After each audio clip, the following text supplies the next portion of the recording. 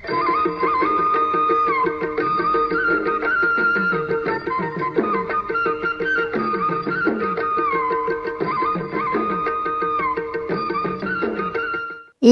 అనుబంధంలో ప్రచురించబడిన ఈ కథను రచించిన వారు పద్మావతి పురాణ పండగారు. భూతద్దం. కళ్యాణి పెళ్ళి అయి 3 నెలలు గడిచింది. కూతురు పెళ్లికి కట్నమేమీ లేదు గాని కానుకలు ఘనంగా ముట్ట చెప్పారు ప్రకాశం రమణి దంపతులు. అన్ని చోట్ల వెండి సామాను ఇచ్చారు. కాళ్ళు కడుగు పళ్ళెం, చెంబు, పానకం బిందెలు, పానకం గ్లాసులు, ఎదురు సన్నాహంలో ఇచ్చే బ్రష్, టంగ్ క్లీనరు, బొట్టు పెట్టే, కుంకుమ భరణ, ఒకటనేముంది అన్నీ వెండివే ఇచ్చింది రమణి. పిల్లను కాపరానికి పంపే టైం దగ్గర పడుతోంది. ఇప్పటికే మూఢం అని కొన్నాళ్ళు, ఆషాఢం అని 1 నెల, మంచి రోజుల కోసం చూసుకుంటూ ఉండగానే 3 నెలలు గడిచిపోయాయి. ఎట్టకేలకి మంచి రోజు చూసి కాపురానికి ముహూర్తం పెట్టారు. కొత్త కాపురానికి కావలసిన కంచాలు, గిన్నెలు, కొన్ని డబ్బాలు వగైరా వగైరా కొనేశారు. కళ్యాణి ఇంట్లో కట్టుకోవటానికి కొన్ని, బయటికి వెళ్తే కట్టుకోవడానికి కొన్ని, పార్టీ వేర్ అని కొన్ని, చీరలు, డ్రెస్లు కొనిపెట్టింది రమణి. ఈ 3 నెలల్లో ఏది గుర్తు వస్తే అది కొనేసి పక్కన పెట్టేశారు. కొన్నవన్నీ లిస్టు రాసేశారు. కావలసిన ఇతర సామాను ముందే కొనిపెట్టారు ప్రకాశం గారు. మంచం, బీరువా, ఏసీ మాత్రం అప్పటికప్పుడు అల్లుడు ఉండే హైదరాబాదులోనే కొని ఇద్దామని ఊరుకున్నారు. కాపరానికి వెళ్లబోయే కూతురికి రోజుకోసారి జాగ్రత్తలు చెప్తూనే ఉంది తల్లి రమణి. మధ్య మధ్యలో మీ వదినలా చేతులు ఉప్పుకుంటూ వెళ్లాల్సిన కర్మ నీకు లేదు. అన్నీ ఉన్న ఇల్లే కదా వదినగారు, మళ్ళీ ఎందుకు అన్నీ కొనడం? సామానుకు బదులు ఈ 1,00,000 రూపాయలు ఉంచండి అంటూ ఓ చెక్కు ఇచ్చి చేతులు దులుపుకున్నారు వాళ్ళు. మీ వదిన మీ అన్నయ్యని తీసుకుని వేరే వెళ్ళిపోయింది. అన్నీ కొనుక్కున్నారు. బోలెడు ఖర్చు అయింది. నీకిప్పటి వరకు కొన్నవి 2 లక్షలు దాటాయి. ఇంకో 1,00,000 పైనే ఖర్చుంది. అయినా బికారిలా, ఏమీ లేని దానిలా నీకేం కర్మ? నేను నిన్న అలా పంపను. ఇంటిడి సామానులు అవి కూడా ఖరీదైనవే కొన్నాను. ఇంటిల్లి పాదికి బ్రాండెడ్ బట్టలే పెడతాను. మీ వదినలాగా కాదు. మీ అత్తగారు నీ సారె చూసి కళ్ళు తిరిగి పడిపోవాలి అంటూ కళ్ళు చేతులు తిప్పుకుంటూ కోడల్ని దెప్పుతూనే ఉంది. ఎప్పుడు సందర్భం దొరికితే అప్పుడు కోడల్ని ఆడిపోసుకుంటుంది రమణి. ఇంతలోనే ఏదో గుర్తు వచ్చిన దానిలా అత్తగారిని మరీ నెత్తికెక్కించుకోకు. నీ మొగుడు నీ ఇల్లు అని గుర్తుపెట్టుకో. చుట్టాలని పక్కాలని వస్తే చాకిరీ చేస్తూ కూర్చోకు అంటూ కాసేపు ఇలా కాసేపు అలా సగటు తల్లిలా చెప్తూ ఉంటుంది. సందు దొరికితే చాలు కోడల్ని, ఆమె పుట్టింటిని ఏదో ఒకటి అనకపోతే తోచదు. కళ్యాణి వెళ్లే రోజు దగ్గర పడింది. ఇంకో 2 రోజుల్లో వెళ్తుంది అనగా ప్రకాశం గారు ఓ భూతద్దం కొని ఇచ్చారు కళ్యాణికి. అది చూసి ప్రశ్నార్థకంగా నవ్వింది కళ్యాణి. చిన్నప్పుడు కళ్యాణి భూతద్దం కోసం పేచీ పెట్టి కొనిపించుకుంది. దాన్ని ఎండలో పెట్టి అగ్గిపుల్ల వెలిగించేది. చేతిమీద కాసేపు పెట్టుకుని వేడి ఎక్కుతుంటే తీసేసేది. మరి ఇప్పుడు ఎందుకు కొన్నారో తెలియలేదు. కళ్యాణి పక్కన కూర్చొని ప్రకాశం గారు కూతురు తలమీద రాస్తూ ప్రేమగా భూతద్దం అరచేతి మీద ఉంచి రేఖలు చూపించారు. ఎన్నో రేఖలు అడ్డదిడ్డంగా ఉన్నాయి. ప్రపంచపటంలోని గీతల్లా. కొన్ని పెద్దగా, కొన్ని చిన్నగా ఉన్నాయి. మరీ చిన్నవాటిని భూతద్దం దగ్గరగా పెట్టి చూపించారు. అవి కూడా పెద్దగా కనిపించాయి. ఏమీ అర్థం కాక తండ్రి వంక అలాగే చూస్తోంది కళ్యాణి. తండ్రికి జాతకాల మీద నమ్మకం లేదు.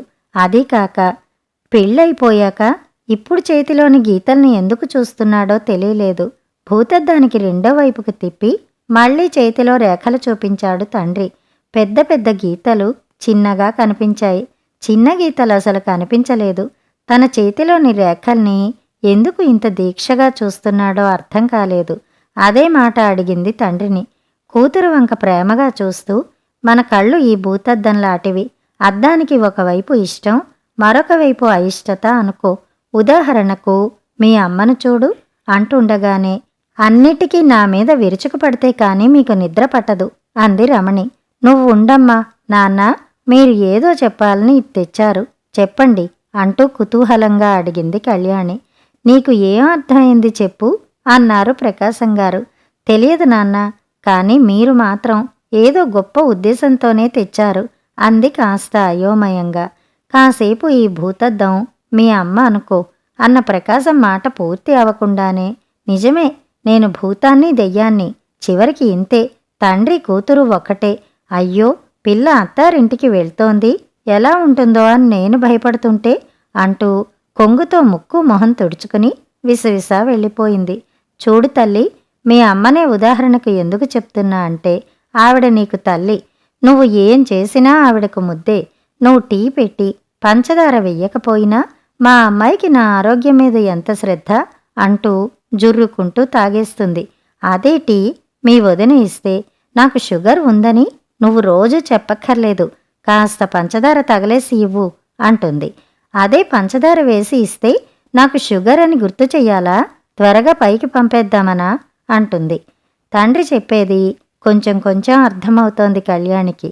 అంటే భూతద్దంలో ఇటు చూస్తే కూతురు, అటు చూస్తే కోడలు, టీ కప్పు మారలేదు, వ్యక్తి మారలేదు, నాలుక మారలేదు, కానీ స్పందన మారిపోయింది.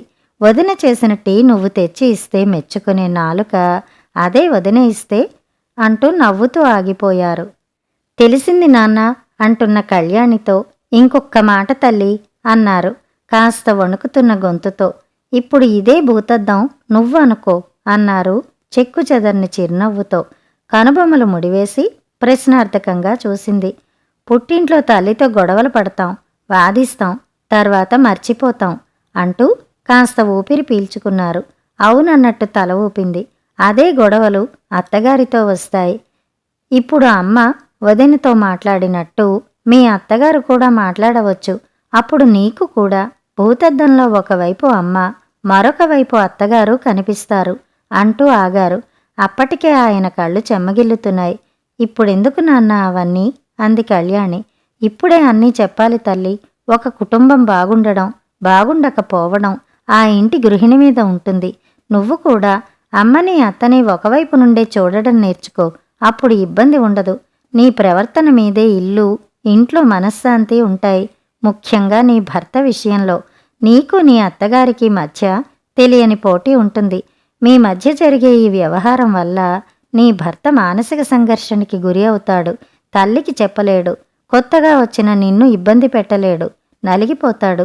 కొందరు వ్యసనాలకు బానిస అవుతారు అంటూ ఒక్క నిమిషం ఆగారు. తండ్రి చెప్పే ప్రతి మాట శ్రద్ధగా వింటోంది కళ్యాణి. ఒక నిమిషం ఆగి ఊపిరి పీల్చుకుని మళ్లీ ప్రారంభించారు ప్రకాశం గారు. అలాంటి సంఘర్షణల వల్ల మీ అమ్మకి చెప్పలేక, మా అమ్మకి చెప్పలేక నలిగిపోయాను నేను. మా అమ్మని విడిచిపెట్టలేను, మీ అమ్మని తృప్తిపరచలేను. వాళ్ళు ఆ కాలం వాళ్ళు.